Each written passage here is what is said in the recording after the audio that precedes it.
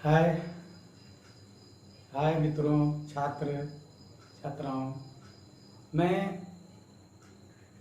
एक नया क्लास शुरू करने वाला हूं और मेरा ऑनलाइन मैं पहली बार आ रहा हूं और मैं बेसिकली मुख्य रूप से साइंस में से फिजिक्स को स्टार्ट करने वाला हूं और यह मेरा अनुभव है कि आपको ये क्लासें बहुत अच्छी लगेंगी और यह क्लास उन लोगों के लिए विशेषकर है जो हमेशा ये सोचते हैं कि फिजिक्स बहुत कठिन सब्जेक्ट है या फिजिक्स हमको समझ में नहीं आता है। ये उनके लिए है। और अगर कोई भी बोलता है या कोई भी स्टूडेंट बोलता है कि फिजिक्स बहुत कठिन है, ये उसको समझ में नहीं आती है, तो इसका सीधा सीधा मतलब है कि उसको अभी तक कोई अच्छा टीचर नहीं मिल पाया है जो कि उसको फिजिक्स बेसिकली और अच्छे से समझा सके। क्योंकि अगर हम देखें तो फिजिक्स है क्या? फिजिक्स जो है कि हम जो अपने डेली लाइफ दिन प्रतिदिन जिन घटनाओं को देखते हैं, जो कुछ भी देख रहे हैं, सारी चीज़ें फिजिक्स के अंतर्गत आती हैं। क्योंकि फिजिक्स जो है, फिजिक्स यानी कि भौतिकी एक विज्ञान की ही एक शाखा होती है जिसका डिफिनेशन होता है कि फिजिक्स यानी कि भौतिकी विज्ञान की वह शाखा है जिसके अंतर्गत हम प्राकृतिक और अप्राकृतिक घटनाओं के बारे में अध्ययन करते हैं। जिसके अंतर्गत सारी चीज़ें आ जाती हैं। इसको हम आगे एक्सप्लेन करेंगे कि कैसे ये होता है, ये चीज़ें कैसे आती हैं। और ये मैं चैलेंज करता हूं आप लोगों को कि अगर आप फिजिक्स मेरा लेक्चर ध्यान से सुनते हैं तो आप ऐसा कोई भी स्टूडेंट नहीं है जो कि वो ऐसा बोले कि उसको फिजिक्स समझ में नहीं आता, फिजिक्स कठिन सब्जेक्ट है और वगैरह वगैरह जो भी उसके मन में समस्याएं हैं वो सारी चीज़ों को हम सॉल्व करने का प्रयास करेंगे। ये इसी उद्देश्य से मैं एक लेक्चर शुरू करने जा रहा हूँ। मैं देखा कि कई सारे हमारे मित्र लोग क्लासेस ले रहे हैं, तो हमको भी आभास हुआ कि हमको भी एक आध क्लास कुछ बच्चों की समस्याओं को समाधान करने के लिए लेना चाहिए। और मैं यही आशा रखता हूं कि आप इन सब चीज़ों से मुक्त होंगे और यह वीडियो खासकर उन बच्चों को भी मिले जो कि थोड़ा सा इंटीरियर इलाके से हैं या जो गरीब तबके से हैं, जो ट्यूशन कोचिंग क्लासेस नहीं ले सकते हैं, उनको प्रॉब्लम होती है, उनके पास इनकम नहीं है। और खासकर अभी देख रहे हैं हम कि हमारे पूरे विश्व में एक भयावह वायरस फैला हुआ है, कोरोना वायरस, जिसके कारण सारे बच्चे, सारे स्कूल, सारे कॉलेज सब बंद हो चुके हैं अभी फिलहाल। और उनको चिंता हो गया कि हमारे पढ़ाई कैसे करेंगे।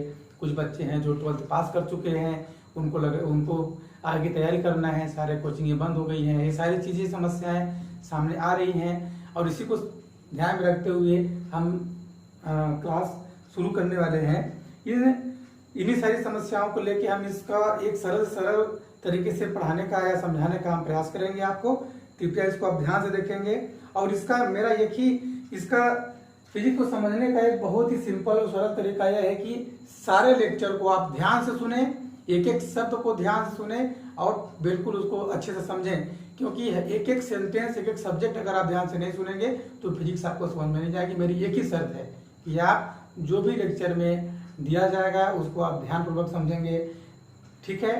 बाकी हम आपको पूरा एक्सप्लेन करेंगे, समझाएंगे, कुछ चीज़ें होंगी आप समझने का प्रयास करेंगे और कोई दिक्कतें आएंगी तो आपको हम कमेंट बॉक्स में हमको बताएंगे, हम उसका समाधान करेंगे, सारी चीज़ें एक्सप्लेन करेंगे। आपको किताब का सहारा लेना पड़ेगा, किताब आप देखेंगे, आपको किताबें समझ में आएंगी, सारी चीज़ें समझ में आएंगी।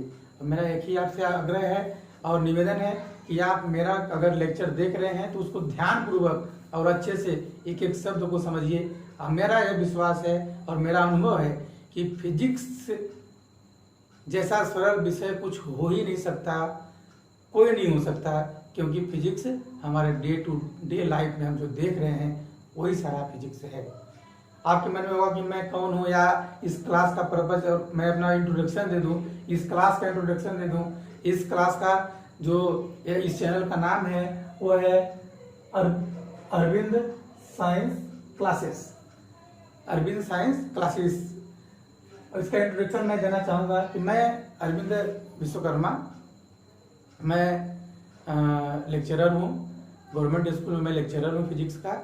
और मेरा हमेशा से फिजिक्स जो है हमारी एक बोलते हैं ना कि आपका फेवरेट क्या है, फेवरेट सब्जेक्ट क्या है, तो मेरा फिजिक्स रहा है। और फिजिक्स के मेरे डे टू डे लाइफ में, और फिजिक्स मेरी लाइफ का एक पार्ट है। और पढ़ाना और समझाना और पढ़ना, फिजिक्स को पढ़ना जानना मेरे जीवन में घुल चुका है। और उसको मैं जानने का जिज्ञासु हूँ, और उसको मैं जानता रहता हूँ और समझता रहता हूँ, बच्चों को बताता भी हूँ। तो मैंने सोचा कि क्यों ना मैं आपके साथ अपनी उन चीज़ों को, छोटी छोटी नॉलेजों को आपके साथ शेयर करूं। इसलिए मैं एक क्लास लेके आया हूं। और ये अभी फिलहाल हम 12th और 11th का फिजिक्स स्टार्ट कर रहे हैं। फिजिक्स और 9th 10th का भी साइंस फिजिक्स जो भी होगा उसको भी मैं स्टार्ट करूंगा। जैसे ही आगे बढ़ते जाएंगे, अभी तो मैं स्टार्ट कर रहा हूँ। आगे ऐसी समस्याएं आएंगी, BSc का फिजिक्स, सारी चीज़ें हम स्टार्ट करेंगे। मेरा परिचय है और मेरा यही मकसद है, और मैं इसी उद्देश्य के साथ आ रहा हूं कि मैं आपको अच्छे से अच्छा नॉलेज दे सकूं फिजिक्स के संबंध में। यही है मित्रों, मेरा उद्देश्य इसका ये है। कुछ बच्चे होते हैं, इसमें से मेन चीज फोकस किया जाएगा कि सरल से सरल विषय, सरल से सरल भाषा में और सरल सरल शब्दों में आपको सिंप्लीफिकेशन करना। और विथ न्यूमेरिकल, जो भी न्यूमेरिकल क्वेश्चन आते हैं, बच्चों को दिक्कत होती है, बच्चे समझ में नहीं आता उनको, तो न्यूमेरिकल्स भी हम इसका देखेंगे, इसका न्यूमेरिकल भी हम लोग सॉल्व करने का प्रयास करेंगे। ठीक है मित्रों, और इसमें देखा जाए कि अब जो सिलेबस हो गया है आपका पूरा टोटल NCERT बेस्ड हो गया है। अब सभी CG बोर्ड, MP बोर्ड, आपका झारखंड बोर्ड जो भी है, सारे CBSE बोर्ड, NCERT सब NCERT हो गया है। हम NCERT के तरीके से देखेंगे। ये सारे सब्जेक्ट जो है, सारे आपके जो भी कॉन्सेप्ट है, जो भी सिलेबस है, चाहे NCERT का हो, चाहे CBSE, चाहे MP बोर्ड, CG बोर्ड, सभी का सिलेबस सेम हो गया है। इसलिए आप सभी के लिए ये है। मेरा प्रोनाउंसिएशन जो है, मैं टोटली हिंदी मीडियम, हिंदी और इंग्लिश मीडियम, इंग्लिश शब्दों का मैं इस्तेमाल करूंगा। मेन वर्ड जो होते हैं वो इंग्लिश, हिंदी मीडियम वालों बच्चों को भी बहुत अनिवार्य है कि इसको समझें कि होता क्या है। क्योंकि जैसे ही आप नीट का, AIIM का, या किसी कंपटीशन, जिससे आप टेक्निकल फील्ड में जाना चाहते हैं, साइंस के कहीं भी आप जाना चाहते हैं, उस फील्ड में आप जाएंगे तो आपको बहुत सारे ऐसे सेंटेंस आएंगे जिसको आपको इंग्लिश में समझना पड़ेगा। तो इंग्लिश वर्ड का भी हम थोड़ा इस्तेमाल करेंगे, जो कि इंग्लिश मीडियम वाले बच्चों को भी समझने के लिए ये बहुत ही सहायक होगा। और हमें मानते हैं कि जो हिंदी सब्जेक्ट है, हमारी जो राष्ट्रभाषा हिंदी है, चाहे वो इंग्लिश मीडियम का स्टूडेंट हो, चाहे हिंदी मीडियम का स्टूडेंट हो, कोई भी हो, समझाने का तरीका हिंदी मीडियम से बेटर इंग्लिश मीडियम नहीं हो सकता है। क्योंकि हिंदी में हम अच्छे समझते हैं, क्योंकि वो हमारी मातृभाषा है, और हम वर्ड का इस्तेमाल करेंगे इंग्लिश में, उसको आप समझेंगे। तो ये हमारा जो वीडियो लेक्चर है, ये सभी स्टूडेंट के लिए फायदेमंद है, बशर्ते वो ध्यान से समझेंगे इसको और अच्छे से देखेंगे। मित्रों, हम टाइम नहीं लेंगे आपका।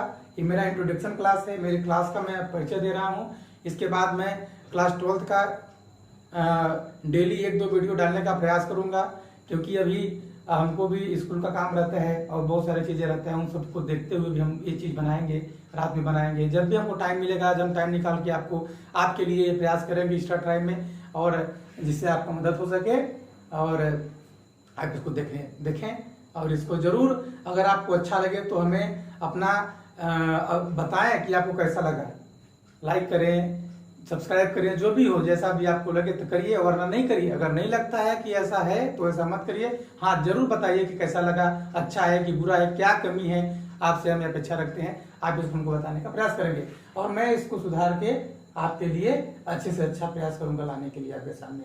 ठीक है मित्रों, ये चीजें हैं। और जैसे हम देखें 11th और 12th का जो सिलेबस है फिजिक्स का, इसमें हमने यहाँ पे नोट डाउन किया है। देखिए कि जो ये तो इंट्रोडक्शन ऑफ ऑनलाइन चैनल मेरा है, चैनल का नाम है अरविंद साइंस क्लासेस।